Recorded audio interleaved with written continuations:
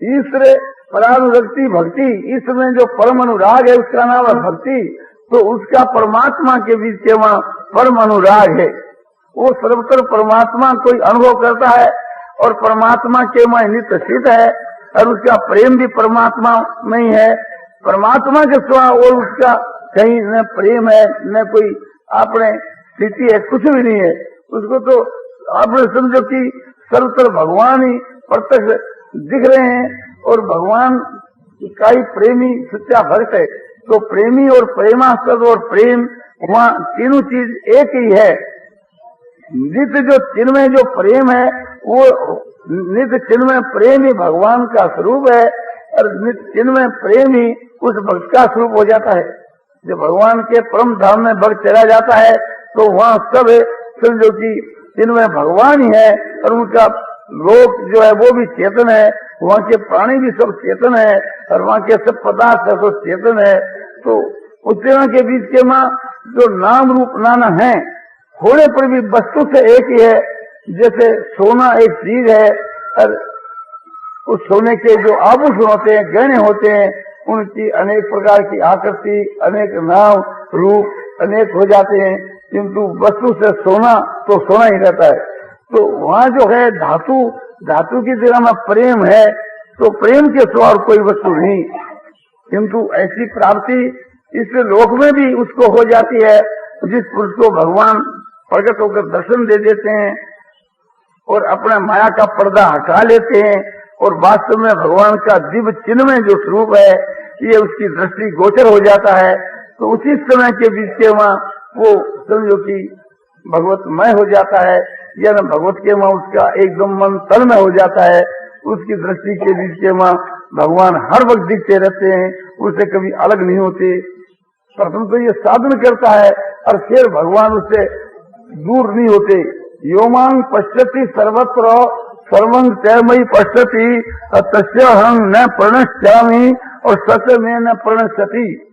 जो मेरा भक्त मुझ परमात्मा को सब जगह देखता है, सब जगह मुझको देखता है, नेत्रों से भी, मन से भी, बुद्धि से भी, सब जगह मुझको देखता है और यान मात्र सो संसार को मेरे संकल्प के मां देखता है।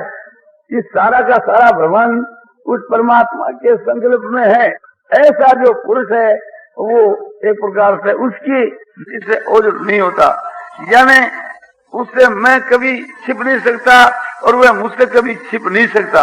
वह मुझको देखता रहता है और उसको मैं देखता रहता हूँ। इसका फिर नतीजा क्या होता है कि सर्वभूत स्थितं यो मां भजति एकत्वम् आश्रितो सर्वथा वर्तमानोऽपि सहयोगी मयि वर्तते। सर्वभूतों में सारे प्राणियों के बीच के मां मैं जो स्थित हूँ, ऐसे मुझ परमात्मा उनके मां वह पुरुष एक ही भाव से स्थित हो जाता है, यानी ये समझ लेता है कि परमात्मा इस सब की आत्मा है, मेरी भी आत्मा परमात्मा है और मैं परमात्मा की आत्मा हूँ। यानी परमात्मा के मां जो इस प्रकार से एक ही भाव हो जाता है, परमात्मा के मां स्थित हो जाता है, परमात्मा में तन्मय हो जाता है, परमात्मा में तद रूप हो जाता है, परमात्मा में अपनी अटल नित्य स्थिति देखता है, वो एक ही भाव से स्थिति वाला पुरुष है। वह पुरुष एक प्रकार से इस प्रकार से मुझको भजता है, यानी मेरा अनुभव करता है, इस प्रकार से अनुभव करता है, इस प्रकार से अनुभव करता है कि सारे भूत प्राणियों के अंदर भगवान एकदम प्रत्यक्ष है। ये सारा का सारा ब्रह्मांड उस परमात्मा के संकल्प के बीच में है और परमात्मा इस सारे संसार में व्यापक है और सारे संसार की परमात्मा ही आत्मा है। परमात्मा इसके समझो कि उपादान कारण है, परमात्मा इसके निमित्त कारण है, परमात्मा खुद ही संसार के रूप में परिणित हुए हैं। तो सब जगह के मां मुझ परमात्मा को देखता है, सारे ब्रह्मांड को मुझ में और सारे ब्रह्मांड के मां मुझको। इस प्रकार से जो देखने वाला पुरुष जो है, अनुभव करने वाला पुरुष है, उसके द्वारा जो कुछ चेष्टा होती है, जो कुछ वो बरतता है, तो भगवान कहते हैं कि वो मेरे में ही बरतता है। वो मुझ परमात्मा के बीच के मां क्रीड़ा करता है, मुझ परमात्मा के बीच के वहां क्रीड़ा करना, रमन करना समझो कि है कि वो अपने हर वक्त परमात्मा के स्वरूप का सर्वत्र अनुभव करता है, परमात्मा में वो विचरण करता है। लोग देखते हैं कि वो संसार में विचरण करता है, किंतु उसकी दृष्टि में संसार है ही नहीं, उसकी दृष्टि में तो एक परमात्मा ही है। इसलिए उसका जो विचरण है, उसकी जो क्रीड़ा है, वो परमात्मा के बीच के वहीं है। उसकी एक अलौकिक समझो की स्थिति, अलौकिक क्रिया, अलौकिक भाव, अलौकिक ज्ञान, सब बातें अलौकिक है। वास्तव के बीच के वहां उस प्रकार से हम बढ़े तभी इस बात को अच्छी तरह से समझ सकते हैं। पुस्तकों से, व्याख्यानों से पूरा नहीं समझ सकते। वो ऐसी एक अद्भुत अलौकिक बात है, ये समझना चाहिए कि वो परमात्मा के वहां तन्मय होकर के और क्रीड़ा करता है। उसका जो रमण है वो समझो कि परमात्मा में रमण है, असली रमण उसका है जो इस प्रकार से अनुभव करता है कि जैसे भगवान ने बतलाया कि मच्चिता मदगत प्राणा बोधयंत परस्पर कथिन तस्य मांग नित्यम और सुषंती च रमंती चो। जिनका मेरे में चित है उनको भगवान कहते वो मच्चिता, और जिनका जीवन मेरे लिए है उसको कहते मदगत प्राणा। दूसरों के साथ में जो एक प्रकार से बातचीत करते हैं तो एक दूसरे को, अपने मित्रों को परस्पर के वहां बात करते समय परमात्मा का तत्व और रहस्य को जनाते हुए ही सबसे परस्पर में समझो की बातचीत करते हैं। और परमात्मा का जो गुण प्रभाव तत्व रहस्य है, भगवान का जो नाम और रूप और लीला और धाम है, भगवान की जो महिमा है, भगवान का जो स्वभाव है, एक प्रकार से उसको वो अनुभव करता रहता है। उसके वहीं एक प्रकार से उसकी सारी चेष्टा और क्रिया होती रहती है, इसलिए उसकी वाणी से भी वही बात निकलती है। वो जो कुछ कहता है वो भगवान के विषय में कहता है, भगवान के गुण प्रभाव तत्व रहस्य को कहता रहता है। इस वास्ते कथिन दृश्य मांग नित्यम और सुशंती च रमंती च, इस प्रकार से वो भगवान के मां रमण करता है। ये उसकी जो क्रिया है ये भगवान के मां उसका रमण है, और इससे जो प्रसन्नता होती है, शांति मिलती है, उसी को कहते सुशंती, मन संतोष लाभ करता है। ये साधन अवस्था है, ये एक अपने मन से ये सब वो करता है। इसका फल तो आगे जाकर के है, उसका फल है कि भगवान उसको ऐसी बुद्धि देते हैं कि जिससे भगवान की प्राप्ति हो जाती है।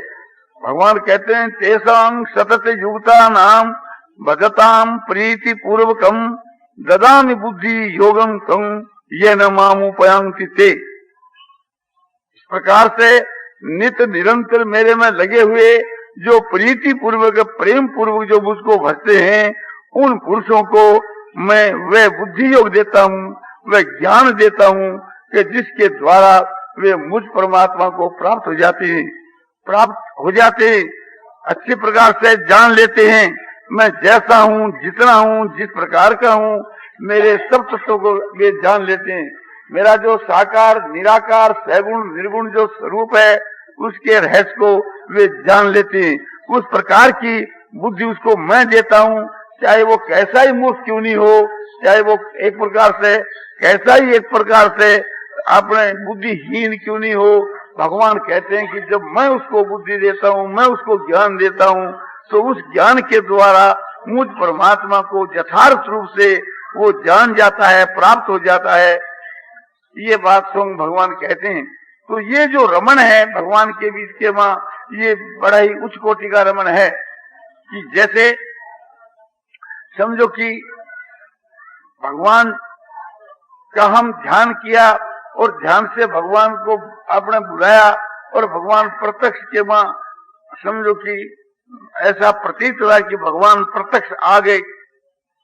ऐसा प्रत्यक्ष आगे समझ करके और हम एक प्रकार से भगवान के चरणों में मिलते हैं, भगवान को नमस्कार करते हैं और भगवान उठा करके हमारे को हृदय के लगाते हैं, भगवान उठा करके हमारे हृदय को लगाते हैं और उस समय के बीच के वहाँ चरणों से लेकर मस्तक तक हमारे शरीर के बीच के वहाँ प्रेम और आनंद रोम रोम में प्रवेश कर जाता है, शांति रोम रोम में प्रवेश कर जाती है। इस की गवाही यह है कि सारे शरीर में रोम खड़े हो जाते हैं, प्रसन्नता होती है। आगे जाकर के उस प्रेम के वहाँ हम बेहोश हो जाते हैं, एक प्रकार से अपने आप का ज्ञान नहीं रहता, ऐसी स्थिति हो जाती है। तो इस प्रकार अपने भाव कर करके और भगवान के चरणों में नमस्कार करें, भगवान के चरणों का हम स्पर्श करें, भगवान हमारे मस्तक पर हाथ रखें, भगवान हमारा स्पर्श करें, हम भगवान का स्पर्श करें। दोनों प्रकार से हमारे शरीर में आनंद की लहरा दौड़ने लगे, हमारे शरीर में कंपा होने लगे प्रेम से, हमारी नाड़ियां हमारी रग रग नाचने लगे, हमारे शरीर के भीतर के बीच में हृदय में प्रसन्नता आनंद और शांति उत्तरोत्तर बढ़ने लगे। तो ये एक प्रकार से भगवान के दर्शन की और उस समय के बीच के वहाँ हमारी सारी चेष्टा हमारी सारी जो क्रिया जो है एक प्रकार से भगवान के लिए होती है और भगवान की सारी चेष्टा उस वक्त में हमारे लिए होती है।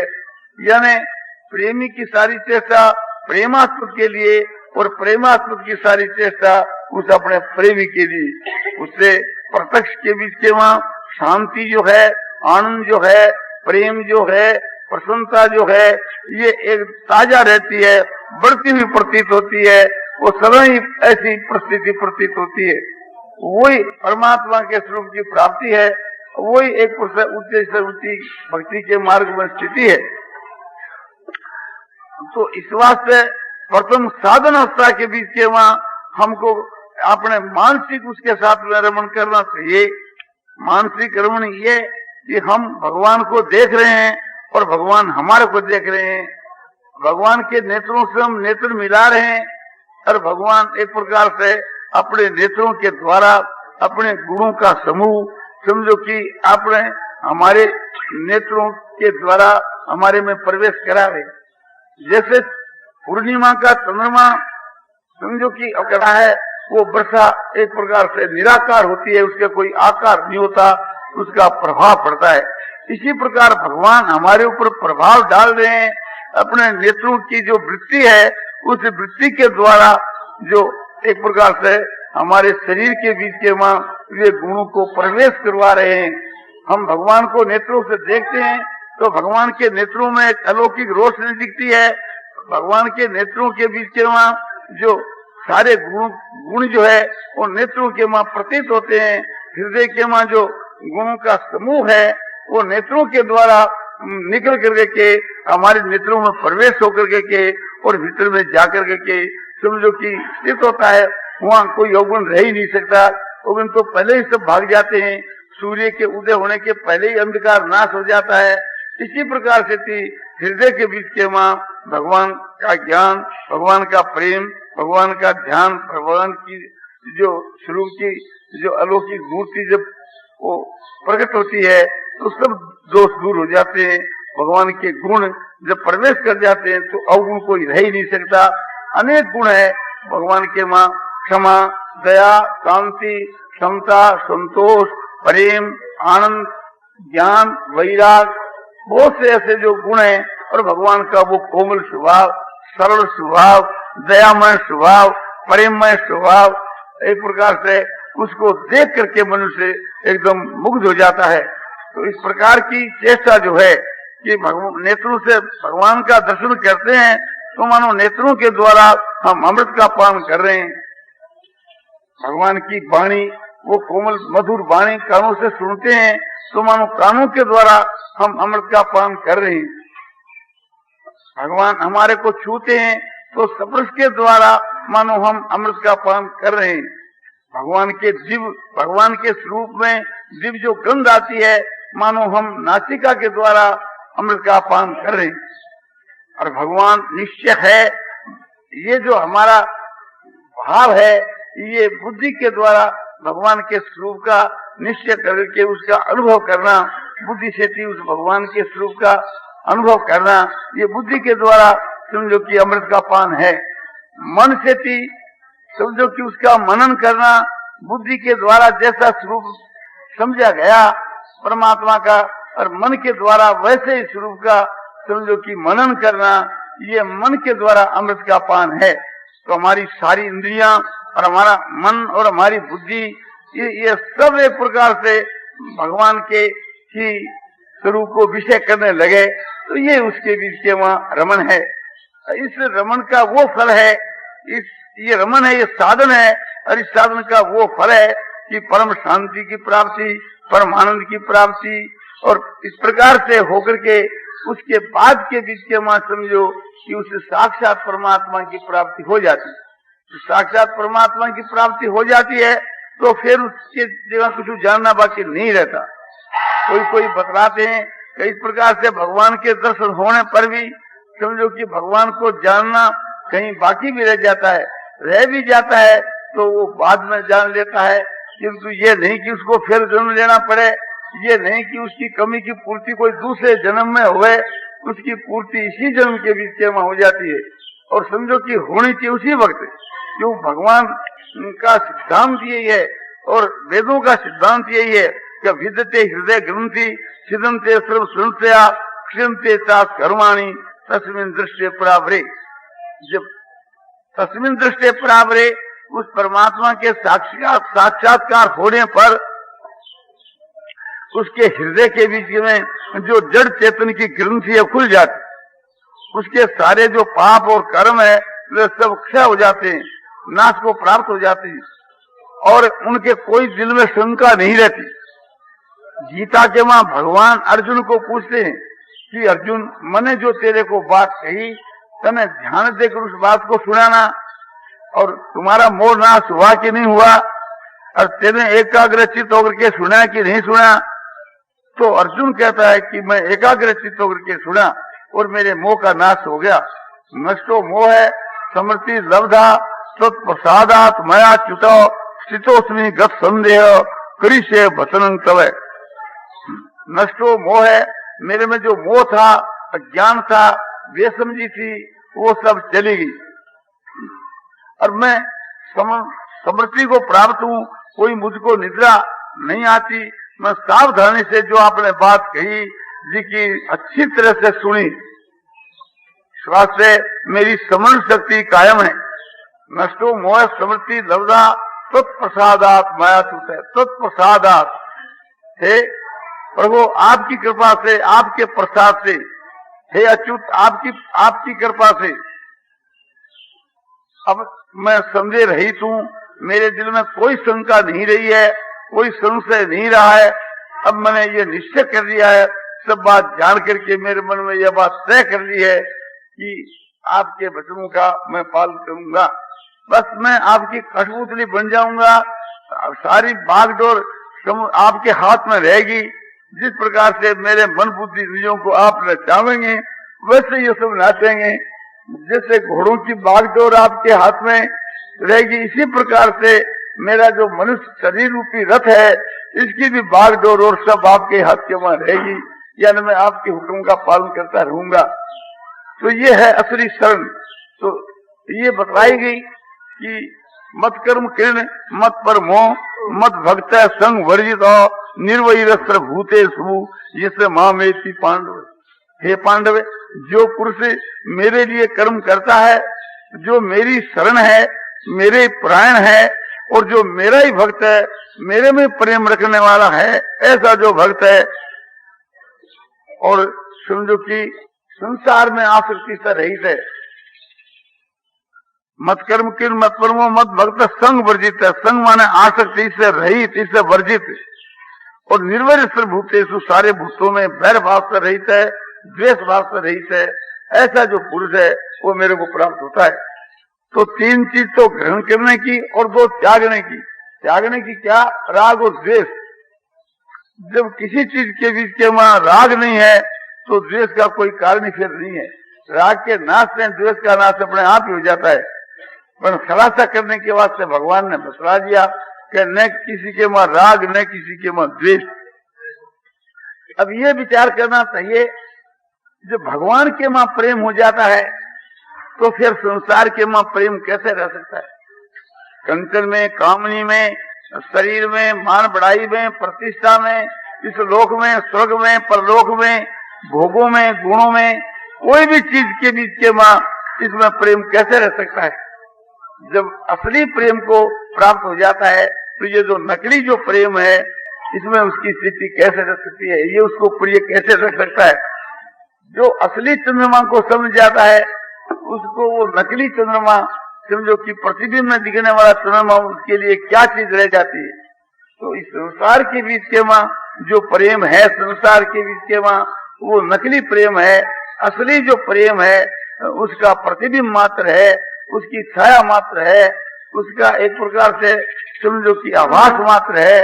और असली प्रेम तो वही है जो स्वयं भगवान है, भगवान का स्वयं स्वरूप ही प्रेम में है।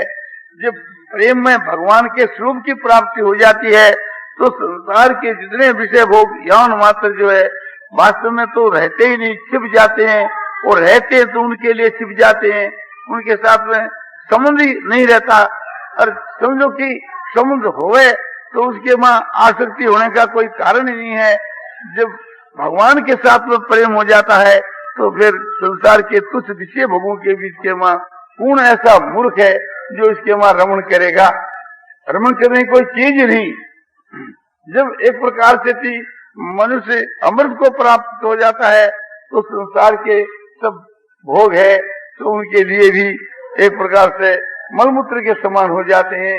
एक वृद्ध पुरुष के लिए संसार के विषय भोग एक मलमूत्र के रूप में प्रतीत होते हैं।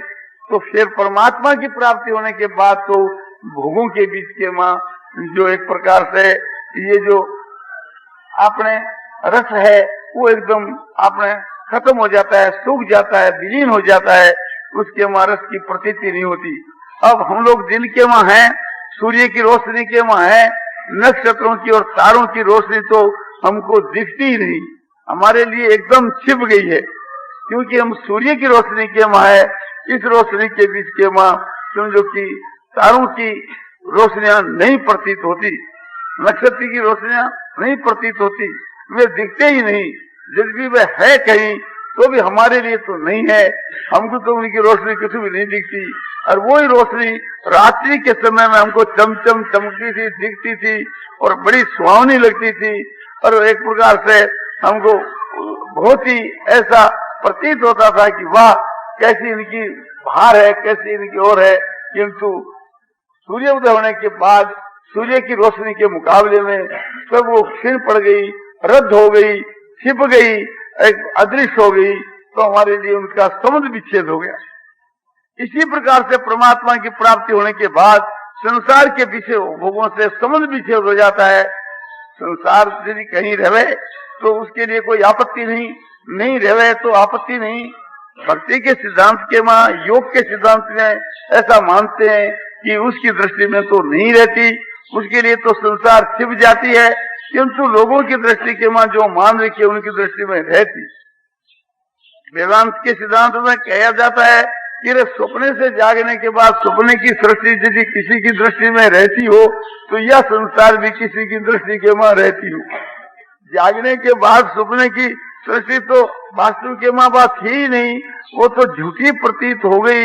इसी प्रकार से यह संसार तो समझो परमात्मा की प्राप्ति होने के बाद के बीच के मां सपने की माफक एक प्रकार से थी आपने विलीन हो जाती है, या न सपने की माफक या एक असत हो जाती है, ये कहीं नहीं रहती। जैसे सपने की संसार मानो एक प्रकार से सपने की संसार की जो इसका अभाव हो जावे तो भी हमारे कोई आपत्ति नहीं। और यदि आपने समझो कि सूर्य के उदय होने के बाद में और तारों की रोशनी कहीं चमकती होए तो हमारे उसके वहां कोई आपत्ति की बात नहीं। जब हमारे सामने सूर्य की रोशनी है और वो रोशनी नित्य रहती है, वहां सूर्य या परमात्मा, सूर्य के सामने परमात्मा बतलाया जाता है, वो परमात्मा सूर्य की जो छिपने वाला नहीं। दृष्टांत तो एक अंश में आपको देते हैं, तो उस जगह के बीच के वहां इतनी शांति और इतना आनंद है कि वो परमात्मा का स्वरूप ही, शांति और आनंद भी परमात्मा का स्वरूप है, प्रेम भी वहां परमात्मा का स्वरूप है। भगवान के वहां जितने पदार्थ है वो सब परमात्मा का स्वरूप ही है। और वहाँ की एक अलौकिक घटना, अलौकिक परिस्थिति, अलौकिक दर्शन, भाषण, सभी अलौकिक है। और उस के बीच में जो रमण करना है वो परमात्मा में रमण करना है, वो एक अद्भुत रमण है। तो इसलिए एक प्रकार से थी, ये प्रथम तो मानसिक होता है और मानसिक होने के बाद में प्रत्यक्ष में हो जाता है। तो इसलिए हम लोगों को अभ्यास बढ़ाने के लिए प्रथम ये मानसिक सफर होना चाहिए। नारायण नारायण नारायण शिव नारायण नारायण शिव नारायण नारायण शिव नारायण नारायण शिव नारायण नारायण श्रीमन्नारायण नारायण नारायण नारायण श्रीमन्नारायण नारायण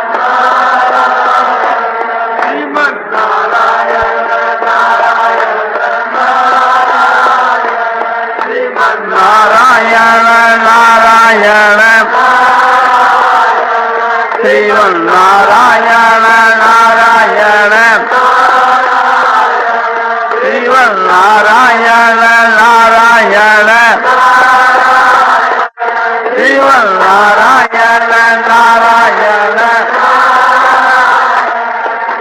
नारायण नारायण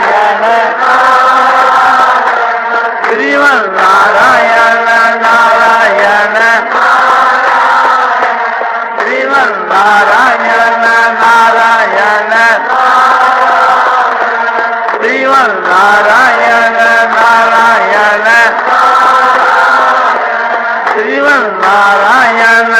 नारायण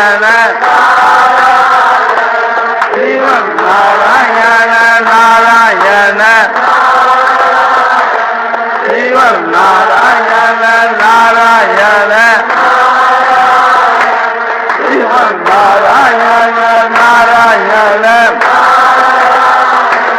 शिव नारायण नारायण शिव नारायण नारायण नारायण नारायण नारायण नारायण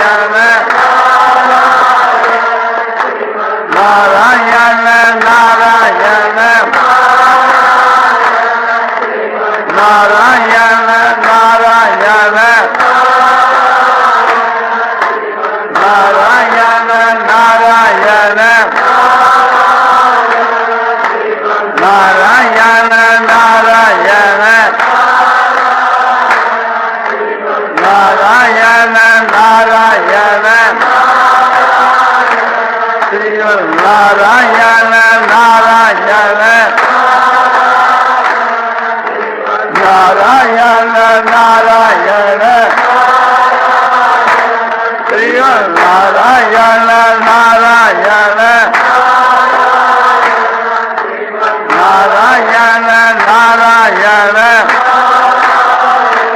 श्री नारायण नारायण नारायण